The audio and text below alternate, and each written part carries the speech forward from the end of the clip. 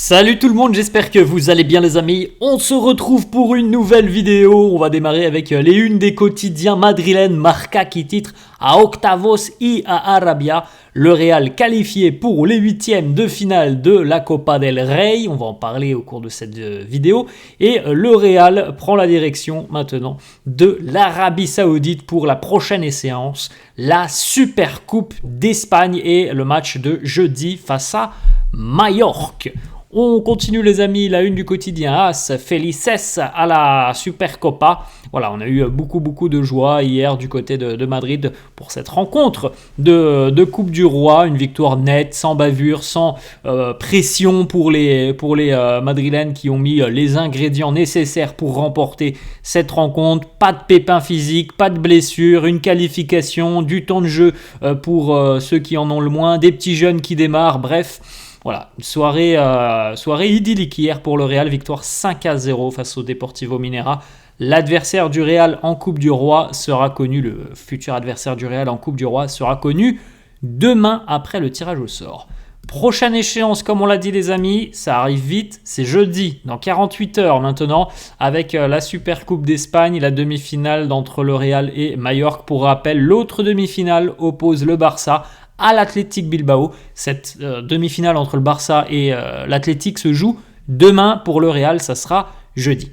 Le résultat hier, les amis, le Real s'est imposé tranquillement 5-0 sans se faire peur, tout simplement parce que au bout de 5 minutes, il y avait déjà 1-0. Au bout de 13 minutes, il y avait 2-0. Donc le match était déjà quasiment plié et franchement, c'est ce qu'il faut dans ce genre de rencontre. Il faut surtout ne pas laisser espérer l'adversaire et c'est ce qu'a fait le Real. Évidemment, les merengues ont dominé de la tête et des épaules cette rencontre. Je crois qu'il y a plus de 30 tirs hier pour le Real. Il me semble qu'il y en a... Je crois qu'il y en a une vingtaine qui sont cadrés hier, donc il y a eu une énorme domination et une différence de niveau abyssale entre les deux équipes. Fede Valverde à la 5e, Camavinga à la 13e, Arda Güler 25e, Luka Modric 55e et Arda pour le doublé à la 88e minute. Les débutants de cette soirée hier du côté de Carthagène où se jouait cette rencontre, les débutants Diego Aguado, Chema et Lorenzo Aguado qui portent fièrement donc leur maillot. Ça fait plaisir, c'est l'une des belles images aussi de cette rencontre, c'est de voir la cantera, donc les purs produits de la fabrique, de la formation madrilène qui étaient présents hier, qui ont joué, qui ont montré de belles choses. Et ça, c'est extrêmement positif. 4 gamins du Real, 4 enfants du club ont démarré hier en défense. Rendez-vous compte quand même, Fran Garcia, qui est un pur produit madrilène, Diego Aguado, Lorenzo Aguado, les deux étaient alignés hier, et Raúl Asensio qui faisait son retour en tant que titulaire. Donc c'est aussi ça le charme de la coupe et surtout, pas se mentir, mais des tours préliminaires parce que au prochain tour, si le Real affronte, je ne sais pas, l'Atlético, le Barça, évidemment qu'on n'aura certainement pas la même compo d'équipe, mais c'est aussi ça, le charme de la coupe, de pouvoir donner du temps de jeu aux jeunes qui en ont pas forcément beaucoup, et ça s'est très bien passé hier. Regardez une petite information aussi, Diego Aguado, il a à peu près 8000 abonnés sur Instagram avant la rencontre. Par la suite, les gens qui ont regardé le match se sont dit « Tiens, je vais peut-être aller m'abonner à ce jeune défenseur ». Eh bien, à l'issue de la rencontre, il en avait 21 000. Alors, je n'ai pas été voir combien il en a à l'heure actuelle, mais voilà, c'est aussi ça, le fait de découvrir de nouveaux talents. Pour moi comme pour vous qui suivons l'actualité du Real quotidiennement, on a déjà entendu parler de ces noms-là, on a vu quelques actions, quelques séquences parfois en vidéo, mais on va pas se mentir, on connaissait pas vraiment ce que ça pouvait donner sur un match complet pour les jeunes, et on a pu le voir hier. Ce sont des joueurs que l'on connaît de nom, mais voilà, on n'a jamais trop eu les yeux sur un match complet de l'équipe réserve, et donc voilà, c'est sympa de pouvoir découvrir de nouveaux profils. Petite déclat d'Alvaro Arbeloa qui nous dit, notamment en parlant de Diego Aguado, il y a très peu de joueurs qui représentent et qui incarnent tout ce que doit être un joueur du Real et de l'académie du Real. Il a du talent, il travaille dur.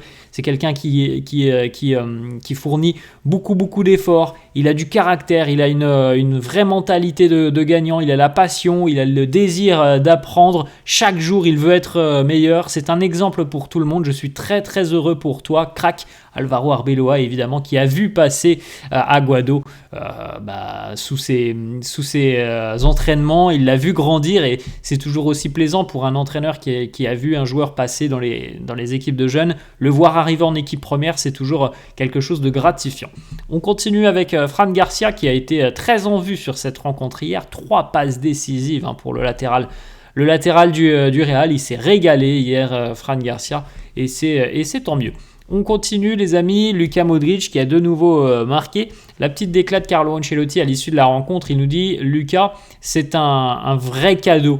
La façon dont il se prépare pour ce genre de match, il fait tout comme si c'était une finale. C'est un exemple pour les jeunes. » Rendez-vous compte, on a des gamins de la Cantera qui ont démarré hier et ils étaient aux côtés d'un joueur comme Luka Modric qui a 39 ans, est toujours autant impliqué, est toujours autant professionnel, et ça aussi c'est quelque chose quand même de magnifique. Les stats de Luka Modric hier, 61 minutes, un but, 92 ballons touchés, 74 sur 78 pour les passes réussies, 2 passes clés, 2 tirs, 3 sur 3 pour les dribbles, 7 duels gagnés sur 8, 2 dégagements, une interception, un tacle, un match plein, un match complet pour le numéro 10 du Real. On poursuit avec le début d'année 2025 très prolifique de Luka Modric. 2 matchs, 2 buts pour Luka, c'est quand même plutôt pas mal. Il a marqué face à Valence, il a marqué hier face au Deportivo Minera. Et d'ailleurs, le but qu'il marque hier en Coupe du Roi, c'est le premier but qu'il inscrit dans la compétition dans sa carrière. Il a déjà marqué quasiment dans toutes les autres compétitions, Luka, mais en Coupe du Roi, il n'avait jamais marqué jusqu'à hier, à 39 ans. Voilà, comme quoi il n'est jamais trop tard pour débloquer un compteur. Luka l'a fait hier. Ce qui était beau aussi, c'est que du côté du public hier présent à Carthagène, on a réservé une standing ovation à Luka Modric lorsqu'il a quitté la pelouse. Tout le monde s'est levé, il y a eu beaucoup d'applaudissements parce que voilà, quand on sait reconnaître la grandeur d'un joueur, même si c'est une équipe adverse, voilà, il y a quand même de l'admiration et c'est vrai que ça fait plaisir, je pense, à Luka de recevoir autant de soutien lorsqu'il se déplace, parce qu'il n'y a pas qu'hier, on l'a déjà vu aussi en Liga parfois, des applaudissements, des standing ovations pour Luka Modric parce que c'est un joueur à part et c'est un super gars tout simplement, Luka. On poursuit les amis avec cette petite information qui concerne donc le temps de jeu de certains joueurs du Real. Seuls 2 joueurs cette saison ont pris part aux 28 matchs toutes compétitions confondues du Real. Fede Valverde et Luka Modric. C'est fou quand même, Luka, même s'il n'est pas titulaire indiscutable, c'est quand même un élément très important. Il a joué dans toutes les rencontres du Real. Ça en dit long quand même sur l'importance de Luka. Alors par contre Fede, ce qui est assez fou avec Fede, c'est que Fede, lui, a démarré les 28 matchs du Real. Alors il n'a pas tous terminés, même si c'est quand même assez rare qu'il sorte. Mais lui a démarré toutes les rencontres. Luka parfois était remplaçant et est entré en cours de jeu. 7 buts, 2 passes décisives pour Fede Valverde depuis le début de saison, ce qui est quand même plutôt pas mal. C'est un super bilan encore une fois pour Fede. Il va, je pense et je lui souhaite, atteindre la barre des 10 réalisations cette saison. Encore une fois, il montre comme d'habitude tout l'étendue de son talent offensivement, notamment un but, une passe D pour Fede hier. Quelques déclats de Fede. Affronter une équipe qui est plus petite, il nous dit, c'est un match à la vie, à la mort, c'est comme une finale pour eux. Et comme on l'a dit, voilà, le Real a mis les ingrédients pour se faciliter la tâche hier en ouvrant notamment très rapidement la marque grâce à Fede, justement au bout de 5 minutes de jeu. Donc voilà, c'est quand même une victoire convaincante. Alors certes, c'est une équipe de 4e division, mais les joueurs ont fait ce qu'il fallait pour s'imposer et ne pas tomber dans le piège. Moi, je me souviens d'un piège, et c'était... je pense que c'était il y a une bonne dizaine d'années, le Real qui avait été giflé par Alcorcón à l'époque. Je ne sais pas si vous vous en souvenez de ce 4-0 en Coupe du Roi. Et c'était pas 1-0 avec un but de la tête à la 95e. C'était 4-0, si mes souvenirs sont bons, pour Alcorcón. Alors je ne sais plus trop en quelle division était Alcorcón à l'époque. Je crois que c'était 3e division. Mais ça avait été quand même ça avait été un fiasco à l'époque. Et voilà, le Real hier a fait le boulot et n'est pas tombé dans le piège. Autre déclat de Fede qui nous dit on a tout bien fait. Il faut aussi féliciter et souligner l'apport des jeunes qui réalisaient leur début et qui ont fait de bonnes choses. Ils ont l'air très en forme, ils doivent continuer à travailler, à être aussi présents lors des entraînements. Ils seront récompensés. Ensuite, notre déclat de Fédé sur son 28e match depuis le début de saison en tant que titulaire. Il nous dit: je suis très heureux que Carlo Ancelotti me considère pour démarrer les rencontres. Je suis toujours fier de porter ce maillot, même lorsque je suis fatigué. Je suis toujours très heureux de porter le maillot du Real. C'est vrai que voilà, on aimerait aussi le voir un petit peu se reposer, Fédé, même si on sait que c'est une machine physique, qu'il est très très peu blessé. On espère que voilà, il n'y aura pas de pépins. Il y a 99,99% de chances qu'il soit de nouveau titulaire jeudi. Donc voilà, c'est quand même un rythme assez soutenu pour Fédé.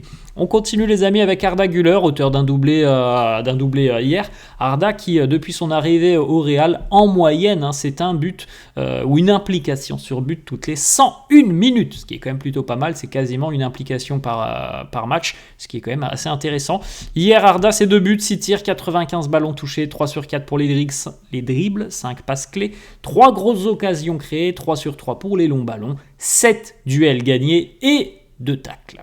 On enchaîne avec Carlo Ancelotti qui a souligné aussi la prestation d'Hendrick. Alors certes, l'attaquant brésilien n'a pas marqué, Hendrick hier qui était titularisé, mais il a montré de belles choses. Il nous dit les mouvements d'Hendrick dans la surface de réparation étaient très très bons. Il a eu des opportunités. Les buts vont arriver. Je suis sûr qu'il va marquer très rapidement et bientôt. Voilà, moi je suis globalement assez satisfait aussi de ce que j'ai vu de la part d'Hendrick. Alors il n'y a pas les buts, et évidemment que pour un attaquant c'est ce qui compte un peu, mais franchement au niveau de l'implication, des déplacements, des prises de balles, des espaces qu'il a pris aussi, je trouve que c'est un match satisfaisant pour quelqu'un en plus de ça qui a très peu de temps de jeu, qui joue très très très rarement. Je trouve que le match est satisfaisant, il aurait pu être récompensé d'un but, ça arrivera. Voilà. On continue avec le gardien du Deportivo Minera qui est un ancien madrilène, puisqu'il est passé pendant 2 ans, entre 2016 et 2018, du côté de l'académie du Real. Fran Martinez qui a eu beaucoup de boulot hier, comme on l'a dit. Je crois qu'il y a une vingtaine de tirs cadrés pour le Real hier, donc c'est quand même très, très impressionnant.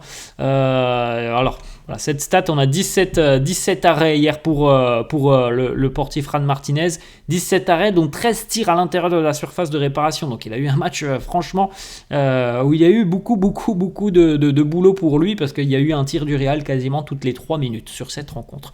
Fran Martinez qui nous dit les changements Vini Mbappé ont eu un peu de temps de jeu hier. Il nous dit les changements de Vini Mbappé, on a été assez surpris dans l'équipe. On a regardé notre capitaine et on s'est dit mais qu'est-ce qu'ils font?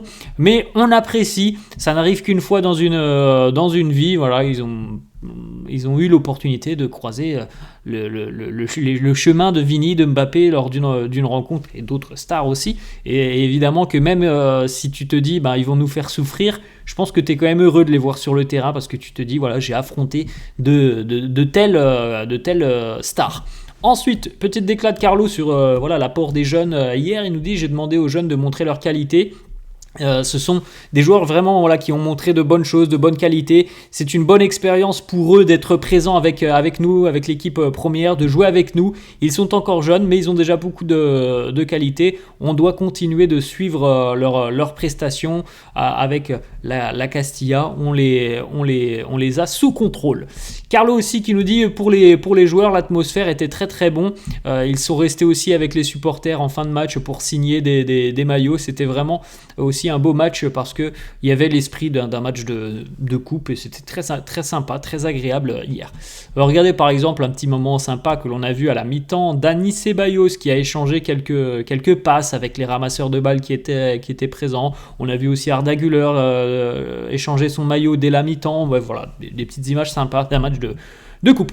Une petite information les amis qui concerne l'élection du président du Real, Florentino Pérez. Tout indique que personne ne se mettra en opposition de Florentino. Il sera certainement de nouveau le seul candidat à sa propre succession. On a 2 petites informations mercato pour terminer. Alors Sky Sports Allemagne qui nous annonce que le Real suit attentivement la situation de Victor Gyökeres, Franchement, les amis, j'ai beaucoup de mal à y croire. Je ne suis pas sûr que la priorité du Real, ça soit d'aller chercher un numéro 9. Donc, j'ai un peu de mal à croire que le Real suit attentivement la situation de Victor Gyökeres. Pourtant, Sky Sport est quand même un quotidien relativement sérieux, mais déjà, j'ai du mal à y croire et je ne vois pas pourquoi le Real irait chercher Victor Gyökeres. À l'heure actuelle, c'est pas forcément dans ce poste que on a besoin de quelqu'un. Voilà. Après, on verra ce qui se passera peut-être l'été prochain.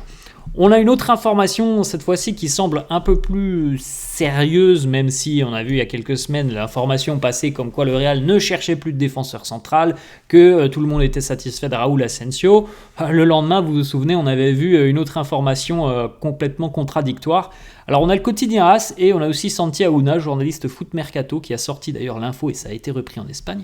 Le Real suit très attentivement la situation du défenseur central ouzbek, Abdoukodir Koussanov, joueur du Racing Club de Lens, qui a 20 ans, je crois, 20 ans exactement, qui est arrivé depuis plus d'un an et demi, je crois maintenant, du côté de Lens, et qui est franchement très impressionnant. Pour son âge, il a des aptitudes assez incroyables. C'est quelqu'un de très très très solide dans les duels, et en plus de ça, il a une qualité de relance, balle au pied, il est assez doué, hein. Franchement, pour un défenseur central, techniquement, il est assez doué. Et une petite particularité, Lens l'a recruté 100 000 €. À l'heure actuelle, il est valorisé entre 20, 30, voire même certains médias qui annoncent 40 millions d'euros. Donc voilà, c'est une valeur montante, hein, du football ouzbek. Il y a une belle génération en Ouzbékistan, je crois que c'est les U20 qui sont plutôt intéressants. Et en Ligue 1, c'est franchement un défenseur à suivre, hein. Il est très très très costaud. Évidemment, le Real n'est pas seul. City notamment a déjà démarré des discussions. Mais voilà, le Real est aussi présent sur le dossier. Voilà les amis, la fin de cette vidéo, j'espère que ça vous a plu, n'hésitez pas comme d'hab à lâcher un petit pouce bleu, merci à tous ceux qui le feront, je vous souhaite une très bonne journée et je vous dis à la prochaine, ciao.